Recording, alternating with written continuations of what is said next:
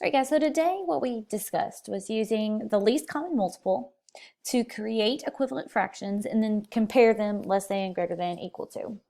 So the least common multiple, which we learned yesterday, can be used to create equivalent fractions. So that just means we're going to find like denominators. And then once we have those like denominators, it's super easy.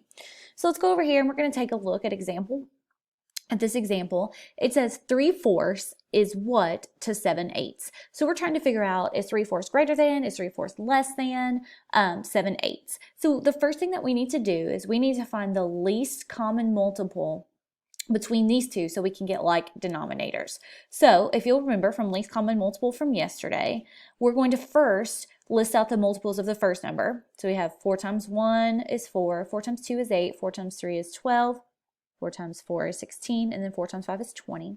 Then we're going to list out the multiples of the second number. 8 times 1 is 8, 8 times 2 is 16, 8 times 3 is 24. I'm going to stop there because we've already got the least common multiple in our list here. The least common multiple is the smallest number that is in both lists. So we have 8 is the least common multiple.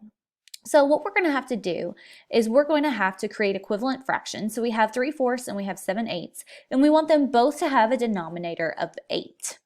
So this first fraction here, to get a denominator of 8, we're going to have to multiply the whole thing by 2. Okay. Over here, to get a denominator of 8, we already have a denominator of 8, so we're just going to multiply that one by 1.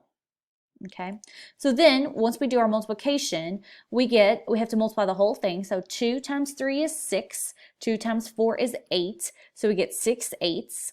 We're multiplying this one by 1, so 7 times 8 is 1, or sorry, 7 times 1 is 7, and 8 times 1 is 8. So it stays 7/8. And now it's easy to compare. We can kind of eliminate our denominators here and only look at our numerators.